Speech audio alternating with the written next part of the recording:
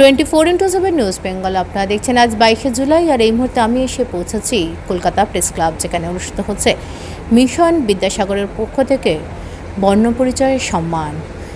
আসুন দেখে নিই এই কর্মসূচির কিছু মুহূর্ত। জীবনের কঠিন সমস্যার সমাধান খুঁজছেন? তবে আর চিন্তা নেই। জ্যোতিষ সম্রাজ্ঞী তন্ত্র বিশারদ পরমাত্মার সাধিকা যোগমায়া আখির পরামর্শ নিন। বুকিং করুন 9073001932 এই নম্বরে।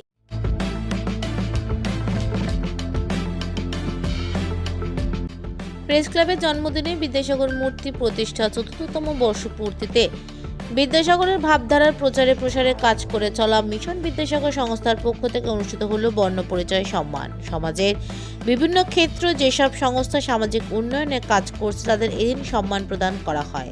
এদিন নৃত্যশিল্পী কোহিনূর সেন বরাড়, সমাজসেবী মিঠু চক্রবর্তী সহ সম্মানিত হলেন আরও অনেকেই। সংস্থার কর্ণধার অমিতাভ বন্দ্যোপাধ্যায় এর সাথে বিশিষ্ট ব্যক্তিত্বদের মধ্যে উপস্থিত ছিলেন পণ্ডিত মল্লার ঘোষ, মাইকেল মধুসূদন দত্তের পরিবারের পক্ষ থেকে ডক্টর শুভ্রমাল্য দত্ত, বঙ্কিমচন্দ্র চট্টোপাধ্যায় পরিবারের সদস্য কবি জয়দীপ চট্টোপাধ্যায় সহ বহু বিশিষ্ট ব্যক্তিত্বরা।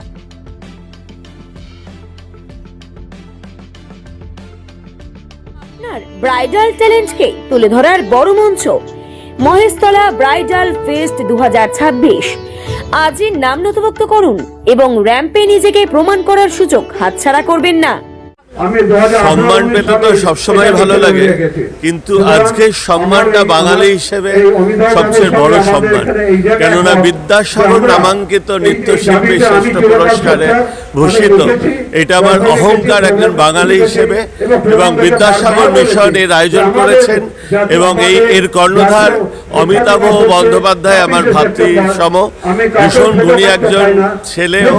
বাংলা ভাষাকে যে সমস্ত জেলা প্রান্তরগুলোকে ছড়িয়ে দিতে চাইছে, এর জন্য আমি ওর কাছে কৃতজ্ঞ বাঙালি হিসেবে এবং ওকে সাধুবাদ জানাই।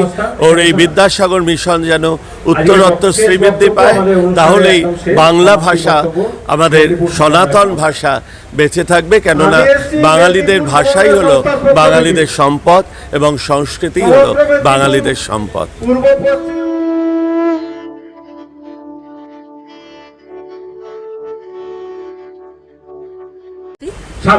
আমি একজন সমাজ সেবিকা। দীর্ঘদিন ধরে 1998 থেকে আমি কাজ করছি সোসাইটির জন্য, সমাজের জন্য। এবং আমার দুই বিপ্লবী দাদু ভাই রয়েছেন, যার নাম ব্যোমকেশ চক্রবর্তী এবং ঋষিকেশ চক্রবর্তী। এই দুই দাদু ভাইয়ের অনুপ্রেরণায় আমি কাজ করে চলেছি। আজকে এর আগেও প্রচুর কাজ আমি করেছি, এবার আজও কাজ করে যাচ্ছি। এখন দেখবেন যে ছেলেটিকে আমি দায়িত্ব নিয়েছি, সেই ছেলেটি সত্যি খুব সাংসারিক অবস্থা খারাপ। সে কাজের তাগিদে আমার কাছে এসেছিল, কিন্তু তার রেজাল্টটা এত চমৎকার, ফার্স্ট ডিভিশনে পাশ করেছে, স্কুল ফাইনাল। সেই ছেলেটাকে তো আমি নষ্ট হতে দিতে পারি না। আমি বলেছিলাম, বাবা তুই কি পড়াশুনো করবি? তখন বলেছে, কে পড়াশোনা করবে? বাবা সবজি বিক্রেতা, মা একজনের বাড়িতে কাজ করে। তো এই এমত অবস্থায় আমার সংসার চালানোটাই সবচেয়ে বড় মুখ্য উদ্দেশ্য। আমি তখন তাকে বললাম যে এই দায়িত্বটা, তোর পড়াশোনার দায়িত্বটা যদি আমি নিই, তাহলে কি তুই পড়াশোনা এগিয়ে নিয়ে যেতে পারিস? তুই 2-3 দিন পরে আমাকে ফোন করিস, যদি তোর মনে হয় পড়াশোনা করবি, তাহলে আমি কিন্তু তোর এই দায়িত্বটা নিয়ে নেব। তারপরেতেও 2-3 দিন পরে নিজেই ফোন করেছে, আমাকে বলেছে যে আমি পড়াশোনা করব। আমি স্কুলে গিয়ে ভর্তি করে দিয়েছি 11 ক্লাসে। এবং আর বেলুর মঠের যে শিল্প মন্দির আছে, সেখানেও তার ভর্তি হওয়ার জন্য কথাবার্তা হয়ে গেছে এবং তাকে এবং এই জন্য সাহায্য করেছেন আমাদের একজন বিশিষ্ট মাস্টারমশাই। তিনি আমাকে এই যোগাযোগটা করে দিয়েছেন, যার নাম হচ্ছে বিশ্বজিৎ ঘোষাল। এইবার আমি এইভাবেই কাজ করে চলেছি, আগামী দিনেও ঠিক এইভাবেই কাজ করব যতটা পারব। সমাজের প্রতি আমার একটা দায়বদ্ধতা আছে।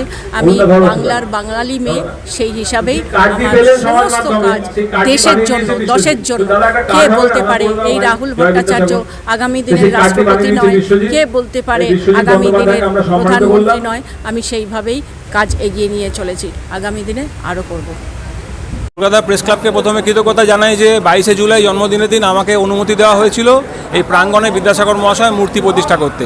তো সারা ভারতের বিদ্যাসাগর অনুরাগী মানুষদের সাহায্য নিয়ে আমি মূর্তি প্রতিষ্ঠিত করেছিলাম। প্রত্যেক বছর আমরা এই মূর্তি প্রতিষ্ঠাকে উদযাপন করে অনুষ্ঠান করি, এটা 4র্থ বর্ষ। 2018 সাল থেকে মিশন বিদ্যাসাগরের পথ চলা শুরু। একটাই কথা ছিল যে বিদ্যাসাগর মহাশয়ের আলোকিত জীবনকে বাংলার ঘরে ঘরে পৌঁছে দিতে হবে। তো সেই চলতে চলতে আজকে আমার সঙ্গে সারা ভারতের বিভিন্ন বিশিষ্ট মানুষজন উপস্থিত ছিলেন, সংস্থারা উপস্থিত ছিলেন। তাদের এবং একটাই দাবি, বাংলা হিসাবেই হোক বা ইংরাজি হিসাবেই হোক, ঈশ্বরচন্দ্র বিদ্যাসাগরের জন্মদিনটা বাংলা শিক্ষা দিবস হোক, বর্ণপরিচয় আবার ফেরানো হোক, বীরসিংহ পর্যটনে উন্নয়ন হোক, বীরসিংহ গ্রামে রেলপথে যোগাযোগ হোক। 24x7 নিউজ বেঙ্গলের সঙ্গে থাকুন, সাথে থাকুন, দেখতে থাকুন। সব খবরের জন্য চোখ রাখুন আমাদের চ্যানেলে। মা আসছেন, চারিদিকে শুরু হয়েছে দুর্গাপুজোর আনন্দের প্রস্তুতি। নতুন পোশাক, উৎসবের আনন্দ আর পরিবারের হাসিতে ভরে উঠবে অসংখ্য ঘর। কিন্তু আমাদের সমাজের অনেক অসহায় শিশু এবং বৃদ্ধ বাবা মায়ের কাছে এই আনন্দ এখনও অধরা। তাদের মুখেও ফুটতে পারে পুজোর হাসি আপনার সামান্য সহযোগিতায়। এই শারদোৎসবে মাতৃশক্তি সম্মান উদ্যোগ নিয়েছে অসহায় শিশু ও বৃদ্ধ বাবা মায়েদের হাতে নতুন পোশাক তুলে দেওয়ার।